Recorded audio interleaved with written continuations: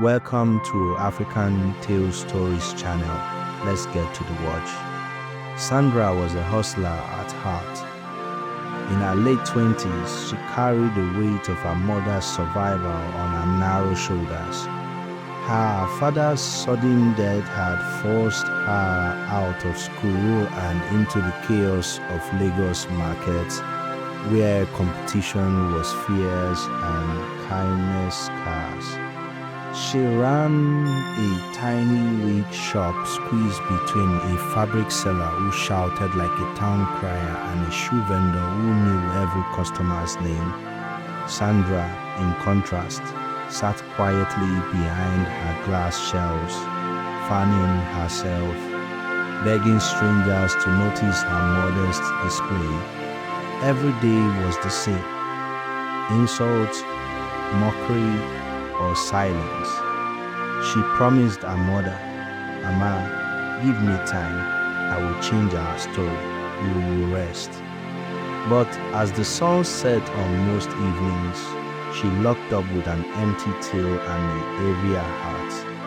One humid evening, as Sandra was about to close, a strange woman appeared.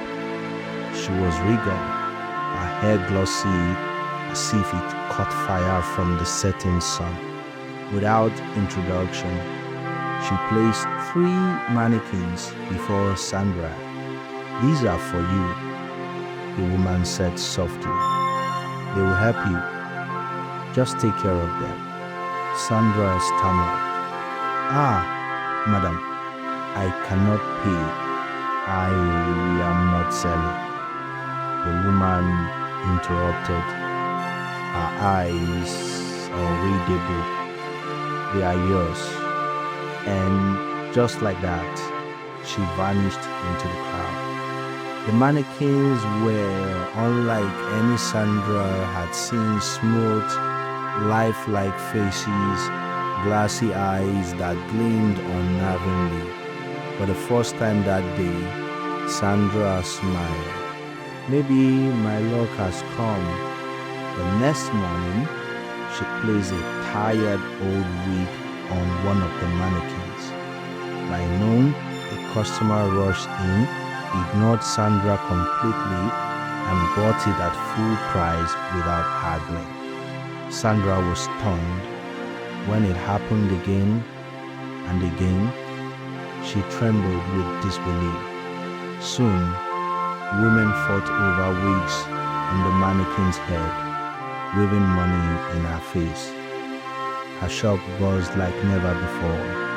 She upgraded her stock, imported Peruvian and Bond Street wigs, and bought a red Lexus. Instagram influencers tagged her. Within months, she moved her mother into a better home. But every night, as she counted money, a whisper gnawed at her soul. This is not normal. It started with her hair. Plums fell out in the mirror, leaving bald patches across her scalp. Her once radiant skin turned pale, her eyes hollow. Scarves and wigs became her disguise. Her mother worried, neighbors gossiped, and still the mannequins stood tall, their glossy eyes glinting with silent mockery. Terrified, Sandra dumped one in a dark alley, covering it with black nylon. The next morning, he stood in a shop untouched, spotless, smiling faintly. Broken, Sandra followed her mother to a pastor. He listened carefully, then said gravely, "My daughter, this is not blessing. It is an exchange. That woman carried the burden but passed it to you.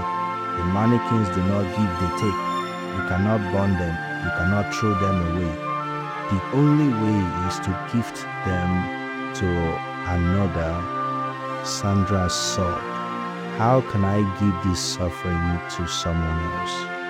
The pastor sighed. "Then prepare, for wealth without sweat will demand its payment." Sandra tried to give them away, Nobody wanted them. It was as if the cause clung to her. Meanwhile, our salesgirl BC began stealing first small items, then wigs, then cash. Finally, she disappeared. When Sandra dragged herself to the shop, she found it stripped bare, shelves empty, money gone, mannequins missing. For a moment, Sandra's knees buckled. Then she laughed. She laughed until tears streamed down her face. The burden was gone, not because she had gifted it, but because it had chosen its next. Far away, Missy opened a new shop. She arranged wigs proudly, her heart racing with ambition. In the corner stood the mannequin, its glossy eyes catching the light, its lips curved faintly into a knowing smile. She whispered, "Perfect." She had no idea what she had welcomed. Not every gift is a blessing. Some doors of opportunity are traps disguised as miracles. True wealth demands patience and labor. Shortcuts often come with chains you cannot see until it is too late. Thank you so much for watching this intense and gripping story on African Tales Stories channel.